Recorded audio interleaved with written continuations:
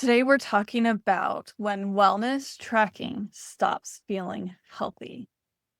And it goes to this question of, are our wellness metrics actually aligned with human wellness? Welcome to Wellness in Every Season.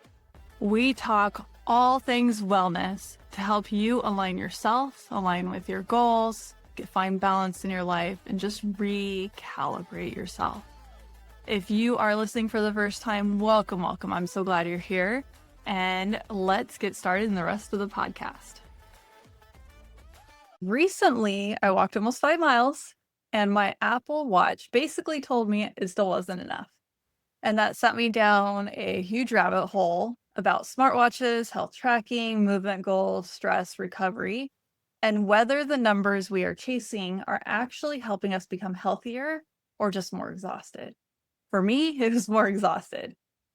Did you know that many smart wellness devices use generalized default settings that may not actually fit your body, hormones, health conditions, stress levels, nervous system, gait, meaning how your distance when you're walking between your legs, recovery needs, or lifestyle? Did you know it is easy to change? I will tell you how to change your settings and provide you with a checklist later in this episode, so keep listening. They never adjust their movement goals, exercise goals, including length and intensity, step goals, heart rate zones, sleep targets, standing reminders, calorie assumptions, stride length, recovery notifications, sensory and notification settings. Yet these settings directly affect accuracy, stress levels, motivation, perceived success or failure, nervous system load, and how healthy or well we believe we are. And if you're anything like me, which I assume you are because you're listening to a wellness podcast, you probably want to optimize your life, but you also want it to feel doable and easy. You want better health, better energy, better longevity, better daily rhythm without turning your entire life into one more exhausting project. I feel you. That's what this episode's about. So today we're going to look into why this matters, what your smart devices may be getting right or wrong, and how to set them up so they support your wellness instead of working against it. Anything we can make easier in life, I'm all for it, and you are too. So let's do it. Research is increasingly showing that wellness is not one size fits all. And because I do not expect you to remember everything, I created a document to go with this that you will find linked in the show notes. And let's talk about examples with this. Women often need more sleep on average than men, and sleep can be affected by hormonal fluctuations, care load giving, stage of life, maybe barometric pressure, like the stage of life I'm in right now. Hormones can significantly affect sleep, recovery, heart rate, body temperature, and energy needs across menstrual cycles, postpartum recovery, and perimenopause, as well as menopause. Wearable calorie burn estimates can be inaccurate and may vary widely between individuals. I definitely found that to be the case between my husband and I. Gentle movement still provides major health benefits, even when devices undercount it. So for me, that happens when I do yoga. Chronic stress, trauma, illness, disability, neurodivergence, and burnout can all impact how bodies respond to movement and recovery. Some wearable sensors have historically been less accurate on darker skin tones because certain optical sensors can struggle with melanin differences. Body size, age, fitness level, medications, health conditions can all affect heart rate, recovery scores, and activity tracking. And those are just some examples. Sometimes the issue is not that we are failing our wellness goals. Sometimes the technology was never personalized for us in the first place, which is what led me down this rabbit hole in this episode. So maybe the deeper question is this: are we adapting wellness technology to humans or adapting humans to wellness technology? And let me go back to my Apple Watch story. And keep listening because this will relate to you even if you don't have Apple anything. I have had my watch face set up for years so I can quickly see the time, date, weather, text, cross my workout app, or access to my workout app and check how close I am to closing my activity rings. But here's the problem. I mistakenly thought the red move ring was basically tracking my steps. It wasn't.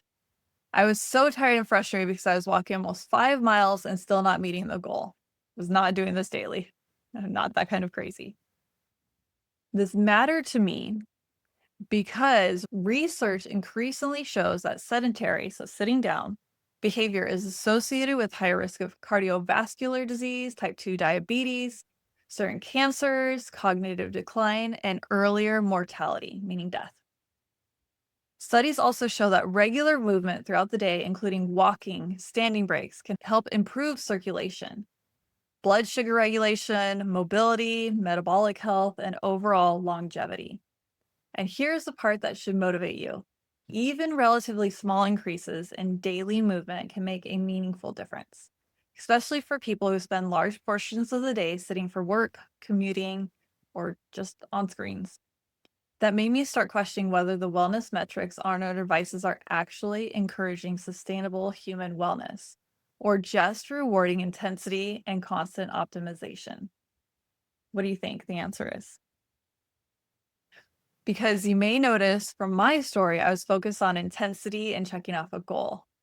One morning while getting dressed, I asked Alexa, because I was trying not to be on my screen, how many miles I needed to walk to reach the commonly recommended step goal each day. She told me about 5 miles.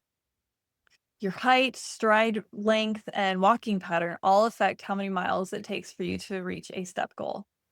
And with the step goal, it's not taking into account, are you going uphill, downhill? Are you hiking? Are you walking on a flat surface? So there's a lot of in there. But she told me it's about 5 miles. For me, because of my height, Alexa's estimate was fairly close. But then one day, while I was sitting in my massage chair after a walk, beating myself up and feeling sore, that I was nowhere close to my move goal. I asked ChatGPT, hello AI, what I needed to do to meet that goal because walking 5 miles was not doing it. And to make it worse, I noticed my husband had more than met his goal. So not fair. So this is when I learned that the move goal is based on active calories burned, not distance walked or step goal. For those of you that already know and are laughing at me, oops. But I know I'm not the only one who's thought that. My watch estimates calories using things like height, weight, age, heart rate, movement patterns. So it makes you wonder, for anybody else who has a smart device, have you put those things into your smart device? Your height, your weight, your age, your heart rate? It should already be tracking your heart rate and movement patterns. But what is your goal in your heart rate? Once I understood this, I changed my move goal and it became 300 calories lower than it had been before. Let me tell you, I can meet that move goal now. I could not before. And here's another reality we do not talk enough about. People with chronic stress, fatigue, pain, injury recovery, nervous system dysregulation, hormonal shifts, burnout often burn energy differently and recover differently. Your body may be working incredibly hard internally while your device only sees moderate movement. For this group of people, more is often not better, and I include myself in this group. So we will talk about what may actually support you in a minute. And by the way, just reminding you again, I created a checklist to help you figure out what settings you may want to adjust and what apps you may want to add to your smart device so it better supports you where you want to go. And you can find that in the show notes. After adjusting my move goal, I looked into whether I could change my Apple Watch move ring into a step count ring instead. I felt like that would be a lot more helpful for me. And I learned that Apple does not allow that. Your device might. So look into it. If you want to know what your specific smart device can do, I recommend going to AI and asking it. Or you can look at YouTube videos and they can walk you through it. I found that to be very helpful to then modify everything the way that I want. So going back to my Apple Watch, I found a free app called Pedometer Plus Plus. For some reason, it has the 2 pluses that I could add to my watch face. Now I can quickly see how close I am to my step goal without making calories the main focus. And again, I had to choose my own step goal after thinking about my own gait, lifestyle, and wellness needs. because the 10,000 steps goal was originally marketing, not magic science. I don't know if everybody knew that. I did not. That's why I was asking Alexa for 10,000 steps, how many miles is it? And that's not practical for most people. So let me correct it for you. Large studies now suggest that major health benefits often begin much lower than 10,000 steps. Hallelujah. It's around 4,000 to 7,000 steps for many adults, with benefits leveling off differently depending on age and health status. Some studies have found mortality, so how the age that you die, benefits leveling off around 6,000 to 8,000 steps for older adults and 8,000 to 10,000 steps for younger adults. This is huge because so many people feel like they failed if they only hit 6,500 steps. But science is increasingly showing that wellness is not all or nothing. For stress-sensitive seasons, recovery seasons, parenting seasons, caregiving seasons, pregnancy seasons, burnout seasons, busy work seasons, consistency often matters more than heroic numbers. So we're getting away from that pendulum idea. A step-focused mindset often feels more like, did I move and support my body today? Instead of, did I burn enough calories to deserve rest? And that distinction matters. So let me ask you a few questions. Does your current device screen help or hinder your wellness goals? Are your notifications supporting you or stressing you out? Are you prioritizing consistency over perfection? Is your device helping you listen to your body or teaching you to ignore it? Because technology should support wellness, it should not become another voice telling us we are not doing enough or something that's just simply distracting us. And here is something important. Wearables are generally better at tracking steps than calories. Super important because most people forget this. Research suggests step counting is generally more reliable. Heart rate tracking is reasonably useful for trends. Calorie burn estimates are much less reliable.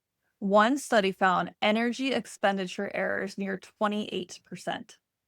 So maybe step consistency matters more than obsessing over calorie rings.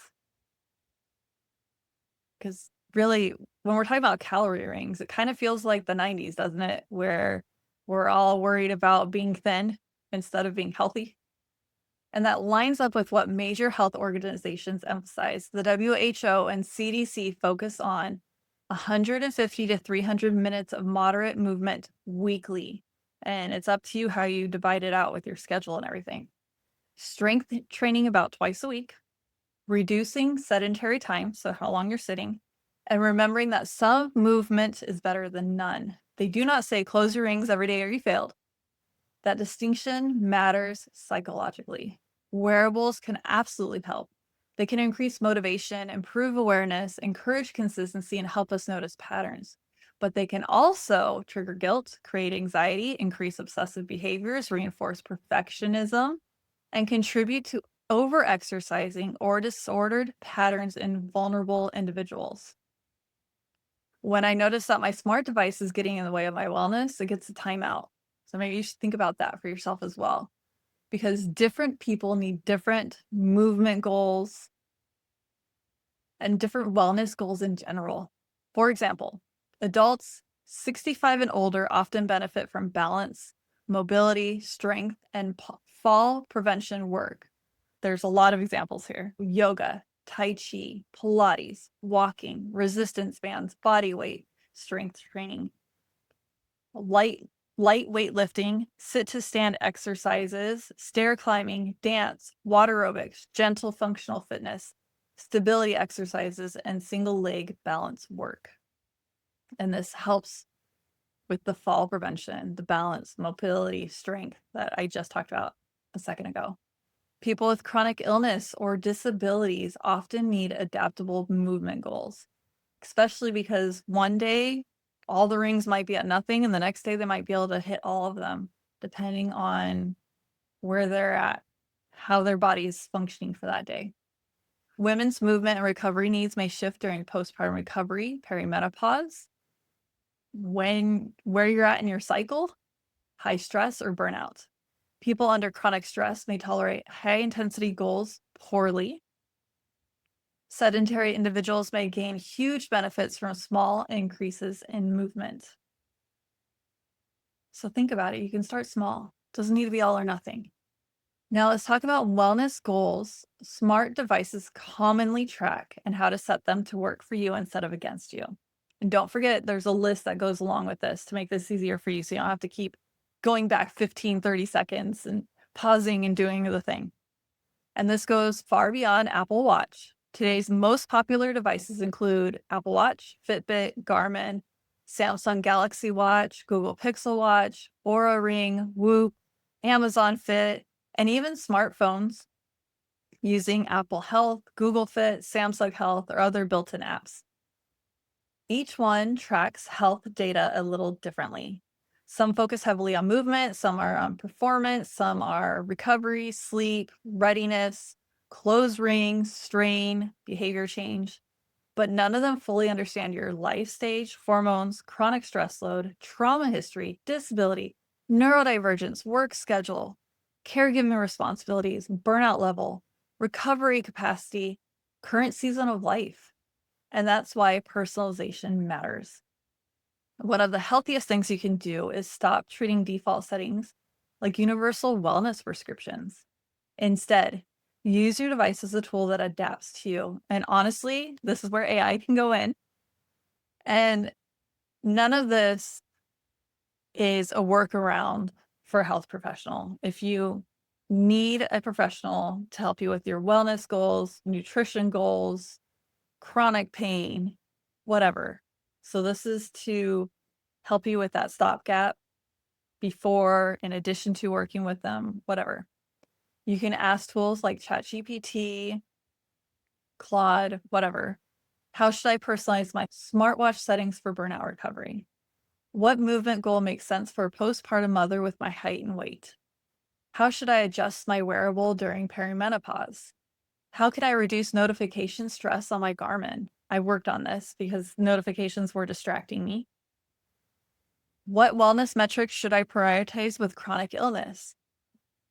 How do I change my step goals on a Fitbit? How do I make my Apple Watch focus more on steps instead of calories?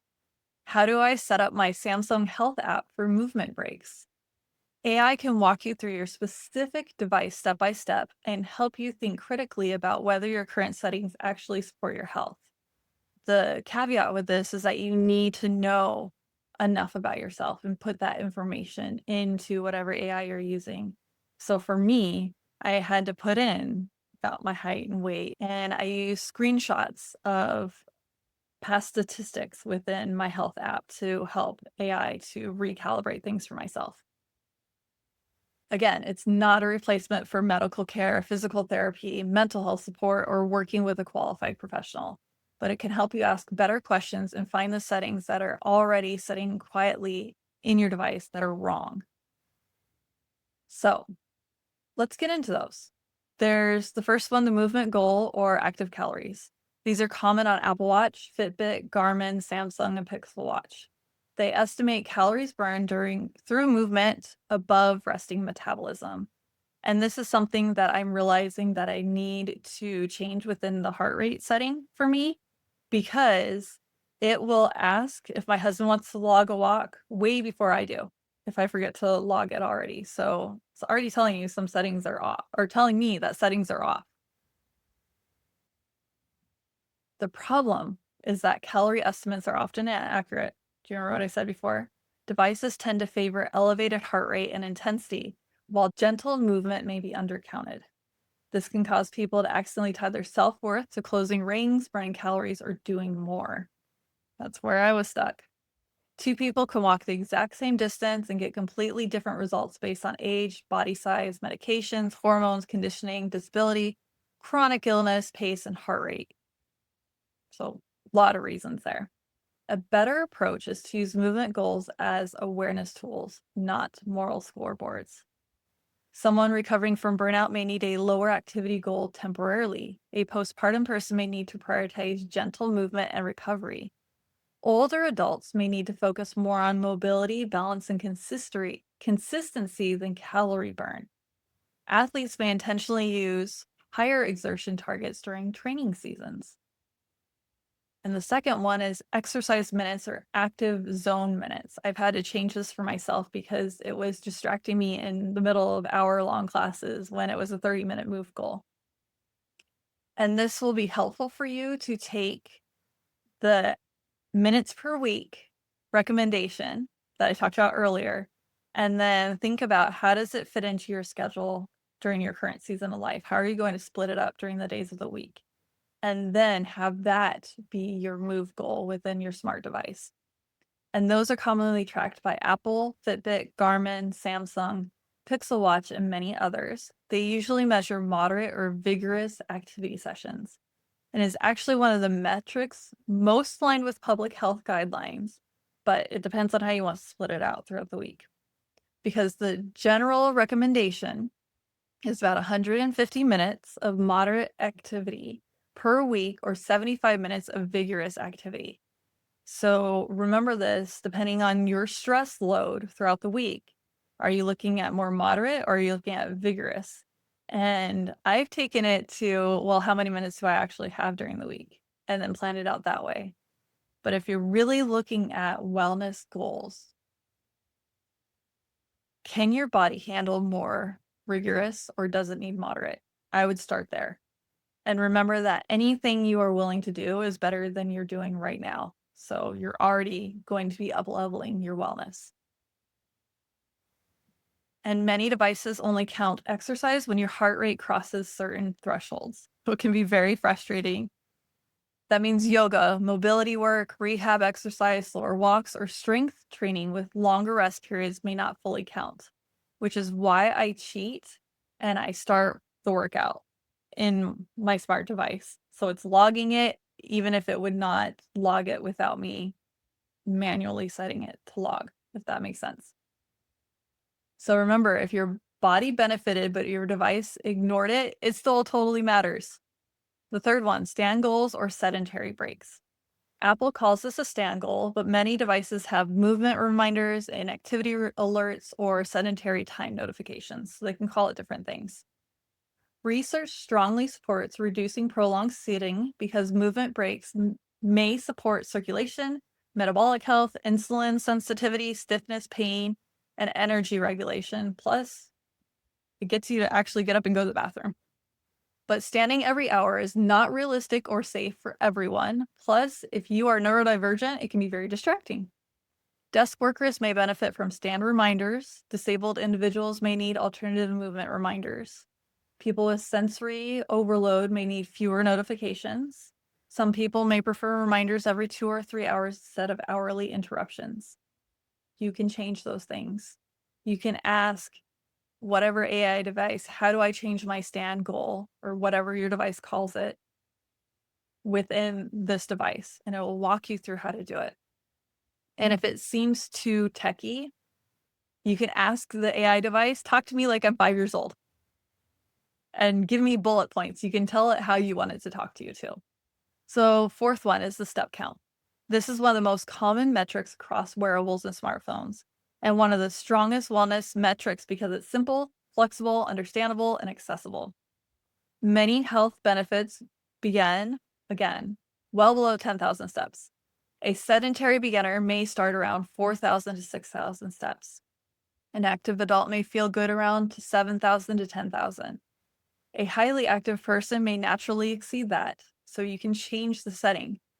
Someone with chronic illness, disability, pain, or burnout may need to focus on sustainable movement patterns instead of fixed numbers. And maybe they need to acknowledge that some days they're going to be able to walk and some days they can't. Fifth, the heart rate. This is the one that I need to go back in and change. Most devices track resting heart rate, workout heart rate, and sometimes recovery heart rate. This can help identify fitness trends, illness patterns, stress load, and overtraining. But heart rate naturally changes with stress, hormones, sleep, hydration, illness, caffeine, medications, and life stage.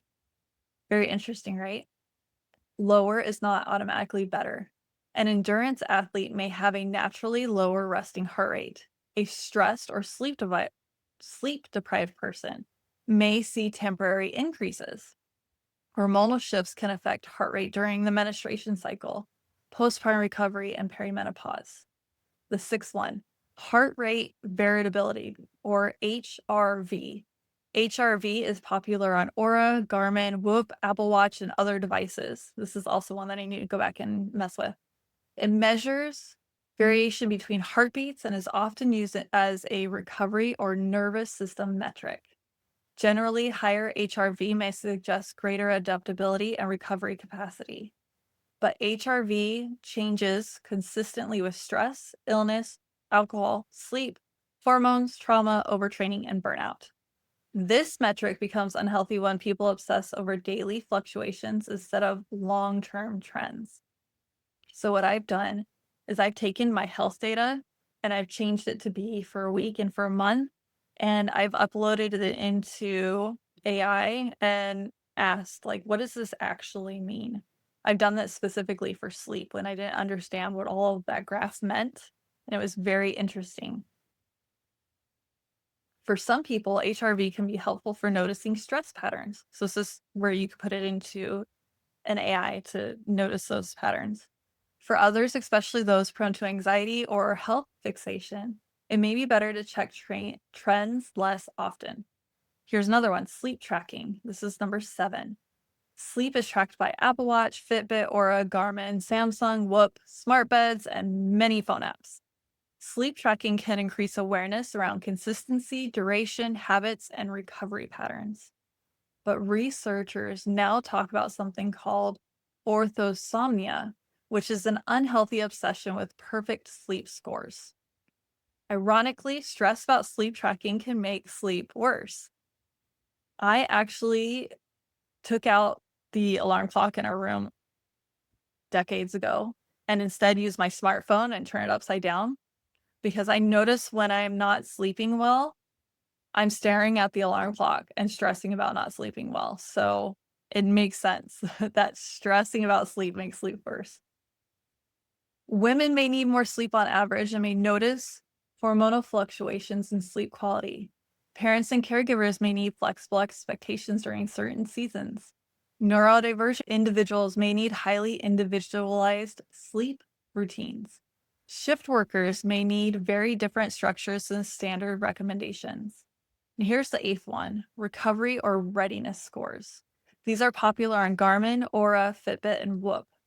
They estimate things like stress load, recovery, strain, and readiness for activity. These scores can be helpful, but they can also cause people to outsource body awareness to an algorithm. Technology can support body awareness, but it should not replace listening to yourself. Athletes may use readiness scores to guide training intensity. People healing from chronic stress may use them to encourage recovery. But some individuals may need to hide or reduce recovery notifications if they increase anxiety, guilt, or perfectionism. Now, let's zoom out even more.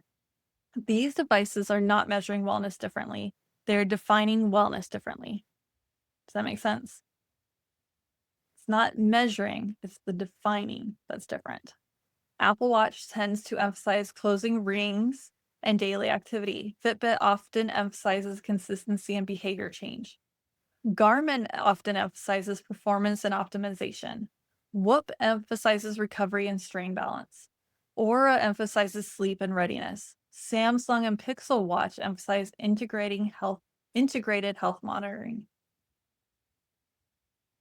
Amazfit offers more budget-friendly tracking for casual wellness users, and I'm not sure if I pronounced that correctly, so sorry. And smartphones are a part of this too. So if you don't have a wearable device on you, smartphones can do a little. Many people think they started tracking their health when they bought a smartwatch, but many of us have been quietly participating in health tracking through our phones for years. Smartphones can track steps, walking distance, flights climbed, walking speed, walking steadiness, sedentary patterns, sleep estimates, menstrual cycles, mood check-ins, mindfulness habits, screen usage, app usage, notification load, focus time, location and lifestyle patterns. So a lot. That means the same device helping you meditate may also be dysregulating your nervous system with hundreds of notifications a day. This paradox matters. Wellness tracking can create awareness, but it can also become surveillance. It can support self connection, but it can also make us distrust our bodies. It can help us notice patterns, but it can also train us to chase numbers instead of wisdom. So the question is not simply which wearable is best. The better question is which wellness philosophy is the healthiest for you in the season of life you're in. Because the goal is not perfectly optimize every number, something I need to remind myself of too. The goal is to create healthier relationships with your body, your movement, your energy, your recovery, your spirit, your life. The healthiest wellness setup is usually not the one with the most data. It is the one that supports your well-being in the season of life. So as you look at your own smart device this week, I want you to ask, is this helping me live more fully? Is this supporting sustainable wellness? Is this encouraging movement, rest, and self-awareness? Or is it quietly adding pressure, guilt, comparison, and disconnection? Because technology should support human wellness. It should not train us to distrust our bodies. Whew, there was a lot here. How are you feeling with all this? Have you thought of things that you want to quickly go in and change?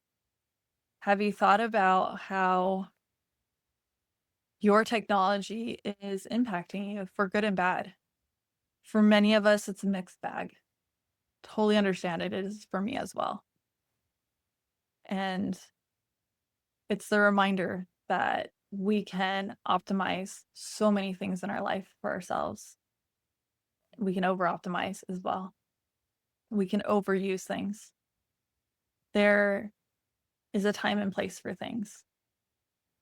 And remember, at the end of all of this, check in with yourself and you know the answer.